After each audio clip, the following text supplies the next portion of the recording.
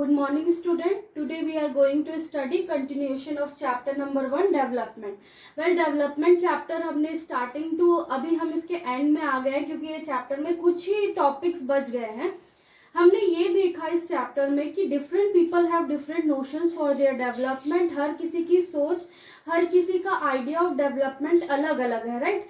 उनका जैसा सिचुएशन है, जैसे उनकी नीड्स है, जैसे उनका रिक्वायरमेंट्स है, उसके अकॉर्डिंगली ही डेवलपमेंट का मीनिंग, डेवलपमेंट का आइडिया सबका अलग अलग रहता है, right. Then we study about the comparison of country on the basis of income. हमने क्या किया कि हम कंपेयर किए कंट्रीज को, स्टेट्स को on the basis of income. हम इनकम जब देख रहे थे तो उससे हमको ये मालूम चला कि हम सिर्फ और सिर्फ किसी कंट्री को इनकम के बेसिस पे कंपेयर करें वो सही नहीं होगा. सिर्फ इनकम को देखना और अदर जो criteria of income, other than income के जो क्राइटेरिया है उसको हम भूल जाए तो that will be not advocate, right. तो हम ऐसे सिचुएशन में आ गए कि इनकम एंड अदर क्राइटेरिया के साथ साथ हमें बहुत सारा क्राइटेरिया फुलफिल करना है टू कंपेयर डिफरेंट कंट्रीज और different state of a nation, right. तो ये सारा सिचुएशन में हमने जो पिछले क्लास में देखा बॉडी मास इंडेक्स देखा, तो ये प्लस नेक्स्ट जो टॉपिक हमको पढ़ना है इस ह्यूमन डेवलपमेंट रिपोर्ट. ये सारा जो रिपोर्ट है वो क्या कहलाता है कि अलग अलग नोशंस ऑफ डेवलपमेंट जो है उसके अलग अलग क्राइटेरिया है, तो जो अदर क्राइटेरिया है वो इनके थ्रू फुलफिल होता है, राइट. तो let's start with the report that is human development report. नाम से ही समझिए आप लोग, human for human being, development and report. What is the notions of development for human being, वो सारा रिपोर्ट हम क्या एक रिपोर्टेड फॉर्म में, एक प्रिस्क्राइब्ड इंडेक्स फॉर्म में हम रिपोर्ट दिखाते हैं. That is only known as human development report. Human के डेवलपमेंट के लिए क्या क्या चीज किया गया है, कैसे उसको मेजर किया गया है, और इस रिपोर्ट के अकॉर्डिंगली कौन सी कंट्री है जो अबव में, कौन ऐसी कंट्री है जो बिलो में है, किसका डेवलपमेंट का नोशंस बहुत अच्छा है, ये सारा कैलकुलेशन किया जाता है in human development report.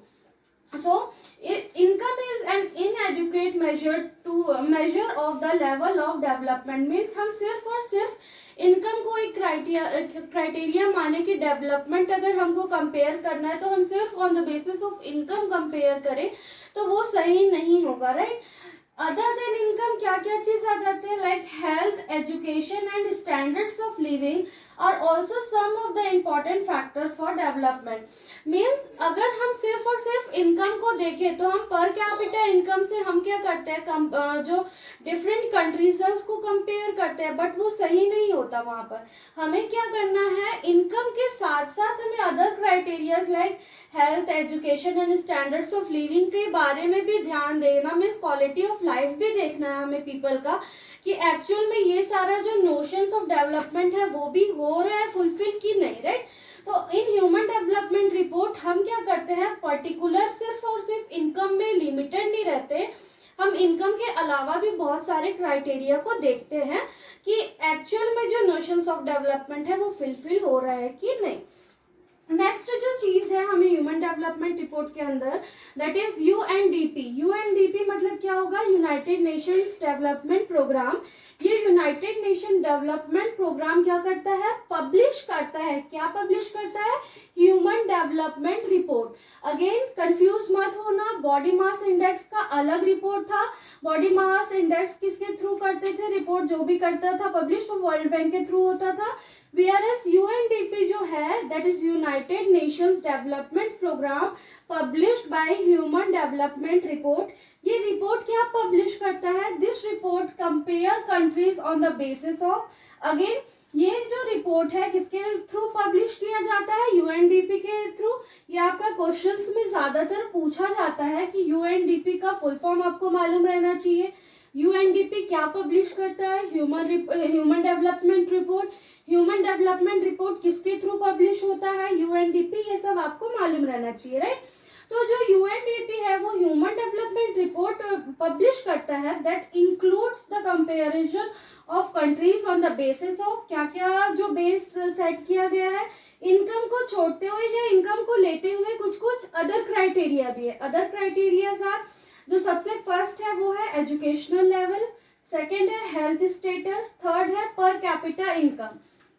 Educational level means क्या होगा कि जैसे हमने पिछली क्लासेस में पढ़ा था ना कि अटेंडेंसी ratio, literacy ratio, net attendance ratio, ये सारी चीजें जो हमने पढ़ा, डेफिनेशन मैंने बोला था आपको पढ़ने के लिए, वो सारा चीज यहाँ पर सिर्फ लिख दिया educational level. Educational level means इस पे स्कूल गोइंग चिल्ड्रन कितने कितने लिटरेट हैं, कितने percentage of actual higher education के लिए जा रही है, सारे चीज किसके अंडर आ जाते हैं, एजुकेशनल लेवल। नेक्स्ट है हेल्थ स्टेटस। हेल्थ मतलब क्या हो जाएगा, यहाँ पर इन्फेंट मोर्टिलिटी रेट आ जाएगा, लाइफ एक्सपेक्टेंसी रेशो आ जाएगा, ऐसे बहुत सारे जो रिलेटेड टर्म्स है हेल्थ से, वो सारे किसके थ्रू पब्लिश होते हैं, यूएनडीपी का, और ये हेल्थ स्टेटस के अंदर आता है। नेक्स्ट है per capita income. Per capita income means क्या होता है, एवरेज इनकम। हमने ऑलरेडी स्टडी किया है कि income is one of the most important criteria for comparing countries, right, one of the most important criteria. और अदर क्राइटेरिया में क्या आ जाता है, एजुकेशन आ जाता है, हमारा हेल्थ फैसिलिटी आ जाता है। इसके थ्रू हम क्या करते हैं, डिफरेंट कंट्रीज को कंपेयर करते हैं, राइट।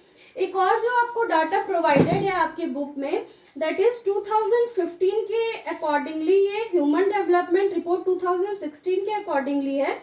इस पे जो ये वाला जो डायग्राम आप देखेंगे इसको बुक में, इसके अकॉर्डिंगली जो श्रीलंका है वो इंडिया से बेटर है, इंडिया से अबव पोजीशन में है, फर्स्ट पोजीशन में। क्यों, क्योंकि यहाँ पर आप देखेंगे कि जो ग्रॉस नेशनल इनकम GNI है, पर कैपिटा इनकम भी बोल सकते हैं हम, 10,789 है श्रीलंका का, वेयर एज इंडिया का है 5,663। Means on the basis of comparison of हम क्या पर कैपिटा इनकम करते हैं, उस पे भी इंडिया कम आ जाता है। Next life expectancy at birth है 75 है श्रीलंका का, वेयर एज इंडिया का है 68.3। मीन्स एक्सपेक्टेंसी रेशो मीन्स क्या होता है कि एवरेज एज जो कि कोई पर्सन लिव कर सकता है, मीन्स एवरेज एज जो कि expected average age of a person रहता है वो 75 है श्रीलंका में, वेयर एज इंडिया में इट इज 68.3, राइट। नेक्स्ट जो मीनवाइल गोइंग टू स्कूल है वो 10.9% है, वेयर एज इंडिया में इट इज ओनली 6.3। तो ऐसे हमने जब कंपेयर किया different types of statistical term in the report of human development report 2016, इसके अकॉर्डिंगली हमने देखा कि जो श्रीलंका है जो कि बहुत छोटी कंट्री है, कंपेयर करेंगे अगर हम इंडिया की कंट्री की और श्रीलंका की, कि दोनों की जो इकोनॉमिक स्टेटस है उस पर बहुत ज़्यादा डिफरेंस है। But again human development report जो कि पब्लिश किसके थ्रू होता है, यूएनडीपी के थ्रू, उस पे बताया गया है कि जो 2016 का रिपोर्ट है उसके अकॉर्डिंगली श्रीलंका इंडिया से अबव पोजीशन में फर्स्ट रैंक होल्डर है, राइट। तो ह्यूमन डेवलपमेंट रिपोर्ट क्या होता है, इट इज अ रिपोर्ट जो सिर्फ इनकम को क्राइटेरिया नहीं मारती, other than income, health, education and standard of living. UNDP है, ये क्या है, एक विंग है यूनाइटेड नेशन डेवलपमेंट प्रोग्राम, जो कि क्या करती है, पब्लिश करती है ह्यूमन डेवलपमेंट रिपोर्ट, जिसमें इंक्लूड करता है 3 criteria, that is educational level, health status and per capita income. Go through this.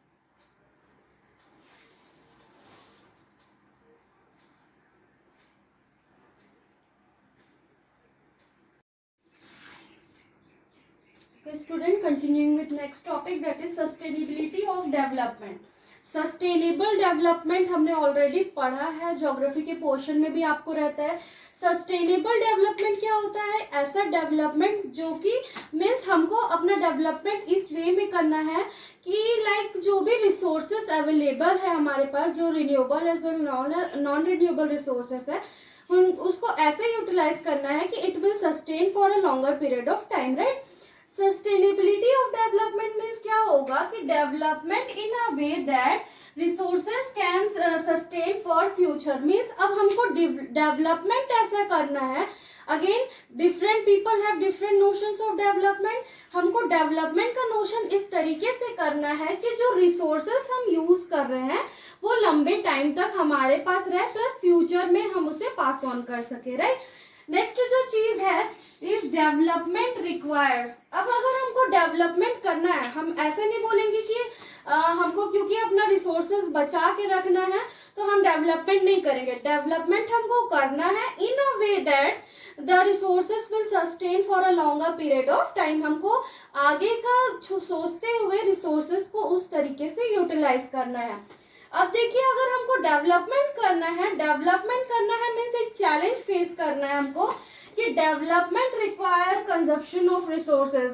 अगर हमको कोई भी फील्ड में डेवलपमेंट करना है मीन्स हमको रिसोर्सेज की जरूरत रहेगी ही रहेगी, और जहां हमने रिसोर्सेज यूज किया that means leading to depletion of resources, वो रिसोर्सेज धीरे धीरे कम आएगा। This is the most difficult situation, बहुत बड़ा चैलेंज है कि सस्टेनेबिलिटी ऑफ डेवलपमेंट के कारण हमको कंजप्शन तो करना पड़ता है, हमको कंजप्शन ऑफ रिसोर्सेज करना है क्योंकि development require consumption of resources.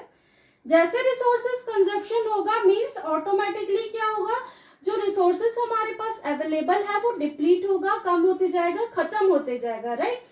तो इसका जो मेन कंसेप्ट है कि sustainability of development requires consumption of resources, but जो रिसोर्सेज हम यूज कर रहे हैं उसको हम ओवर यूटिलाइज ना करें, हम अपने नेचर पे इतना भी ओवर डिपेंडेंट ना हो या इतना एक्सट्रैक्ट ना करें कि वो फिर से फुलफिल कर पाए अपना जो भी मिनरल्स है या जो भी रिसोर्सेस हम ले रहे हैं। एटलीस्ट इतना टाइम हमको नेचर को देना चाहिए कि वो अगेन उसको फिर से फुलफिल कर सके, फिर से उस कंडीशन में आ सके कि हमको वो रिसोर्सेस फिर से एक्सट्रैक्ट करने का सिचुएशन मिले, राइट। तो development requires consumption of resources leading to depletion of resources. That means कि अगर हमको सस्टेनेबिलिटी ऑफ डेवलपमेंट चाहिए तो we must use sustainable use of resources is required, मतलब हमको आगे का सोचते हुए रिसोर्सेज को यूज करना है। फॉर एग्जाम्पल ग्राउंड वाटर से पहले हम नॉर्मल वाटर की बात करें। अब ऐसा नहीं होना चाहिए कि क्योंकि हमको सस्टेनेबिलिटी ऑफ डेवलपमेंट है, हमको रिसोर्सेज को बचा के चलना है तो हम पानी पीना बंद कर देते हैं और चलो हम पानी बचाते हैं, ये वाला सिचुएशन नहीं करना है। हमको ये करना है कि जो पानी जितना हमको जरूरत है, जितने वाटर की रिक्वायरमेंट्स है, हम उतना ही यूज करें। जो उसका मिसयूज कर रहे हैं या बिल्कुल बहाते जा रहे हैं पानी, उस टाइप का यूज नहीं करना है। हमारे जितनी जरूरत है हमको उतना ही यूज करना है, चाहे वो कोई भी टाइप ऑफ रिसोर्सेस रहे, राइट। नेक्स्ट जो एग्जांपल है ग्राउंड वाटर अगेन ये क्या है, रिन्यूएबल रिसोर्सेस है कि जो नेचर है इसको रिप्लेनिश कर लेती है, फिर से आ जाता है। कैसे? जैसे रेनी सीजन है, पानी गिर रहा है तो वो ग्राउंड वाटर फिर ऊपर आ जाता है, ठीक है। हम अगेन एक्सट्रैक्ट करते हैं, हम निकालते जाते हैं, ग्राउंड वाटर यूज करते जाते हैं, फिर वो लेवल धीरे धीरे कम हो जाता है गर्मी के सीजन आते तक। नेक्स्ट जब बारिश आता है तो फिर वो ग्राउंड वाटर धीरे धीरे स्टेबल होता है। दैट मीन्स कि ये जो रिसोर्सेस है ग्राउंड वाटर, हम क्या कर रहे हैं, निकाल रहे हैं और वो फिर से रिजनरेट हो जा रहा है। बट प्रॉब्लम क्या है कि हम डेवलपमेंट के नाम से इतना ज्यादा एक्सट्रैक्ट करने लग गए, इतना ज्यादा ग्राउंड वाटर यूज करने लग गए हैं कि हम उसका मिसयूज कर रहे हैं और हम उतना टाइम ही नहीं दे रहे हैं कि जब तक वो सीजन आए, मीन्स रेनी सीजन आए और वो फिर से वाटर टेबल स्टेबल हो, इतना टाइम ही नहीं दे पा रहे, राइट। तो ये सिचुएशन क्या है, हम यूज करते जा रहे हैं, वो बिल्कुल एकदम ग्राउंड वाटर बहुत अंडर ग्राउंड, मतलब बहुत कम होते जा रहा है। अभी नेक्स्ट सीजन आएगा तभी तो ये इम्प्रूव होगा या लेवल इसका स्टेबल होगा।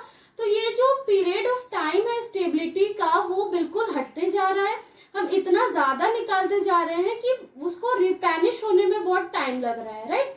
नेक्स्ट जो एग्जांपल है क्रूड ऑयल, लाइक हम पेट्रोलियम का बोल सकते हैं कि ये क्या रहता है कि हम जहाँ से क्रूड ऑयल एक्सट्रैक्ट करते हैं पर्टिकुलर वहां पर एरिया में, एग्जाम्पल जैसे कि ये उस जो क्रूड ऑयल है हम यहाँ से इसको एक्सट्रैक्ट करते हैं, तो ये सिचुएशन में क्या होगा कि हम हो सकता है 10 साल 20 साल यहाँ पर से एक्सट्रैक्ट करें, बस फिर वो खत्म हो जाएगा वहां पर। अगेन जब उसको क्रूड ऑयल चाहिए रहेगा तो ऐसा तो नहीं कि सीजनली वो प्रोड्यूस हो रहा है कि रेनी सीजन आएगा और यहाँ पर ऑयल आ जाएगा, ऐसा कोई सिचुएशन तो नहीं है। अगर क्रूड ऑयल वहां से निकल गया तो it will take more than lakh और 10 लाख ईयर, बहुत टाइम लगेगा, लाखों साल लगेगा इसको रिप्लेनिश होने में, फिर से डेवलप्ड होने में, फिर से इसको क्रूड ऑयल बनने में, राइट। तो ऐसा सिचुएशन क्या क्यों कर रहे हैं हम कि इतना ज्यादा एक्सट्रैक्ट करते जा रहे हैं नेचर से कि उसको वापस उसको फुलफिल करने में बहुत टाइम लग रहा है, राइट। तो this is the extra use of natural resources. Next जो एक आपको दिया गया है, एक स्टेटमेंट दिया गया है आपके बुक में, we have not inherited the world from our forefather, we have borrowed it from our childrens. That means we have not inherited means क्या होगा कि जो हमें पूर्वजों से मिलता है, हमारे पेरेंट्स की प्रॉपर्टी हमारी होती है, राइट। तो we have inherited their property. तो वी हैव नॉट इनहेरिटेड, हमें नहीं मिला है हमारे पूर्वजों से, मीन्स जो नेचर है, जो वर्ड है, वो हमें हमारे पूर्वजों से एज अ गिफ्ट नहीं मिला है। गिफ्ट मीन्स आप अपने अकॉर्डिंगली यूज करो, जाओ जैसा करना है, जो यूज करना है वैसे करो, वो हमें नहीं मिला गया। That means we have not inherited the world from our forefather, we have borrowed it from our children. हमने अपने जो नेक्स्ट जनरेशन है, हमारे बच्चे हैं, उनसे हमने क्या किया है, बोरो किया है। इकोनॉमिक्स पढ़ रहे हैं, इकोनॉमिक्स टर्म में अगर हमने किसी से उधार लिया है मीन्स हमको उनको वापस भी करना रहता है, राइट। तो अगर हमने अपने बच्चों से उसे उधार लिया है, वर्ल्ड को उधार लिया है, मीन्स हमको उनको वापस भी तो करना है। वापस क्या करेंगे, हम सारी चीज एक्सट्रैक्ट कर लेंगे, सारी चीज खत्म कर लेंगे और खाली वाला चीज आगे अपने फ्यूचर में देते हैं, तो वो क्या उनके लिए ये स्टेटमेंट एक्चुअल रहेगा, नहीं रहेगा, राइट। दैट मीन्स कि we have not inherited the world from our forefather, we have just borrowed it from our children. हमने उधार लिया है जिसको हमें वापस भी करना है, राइट।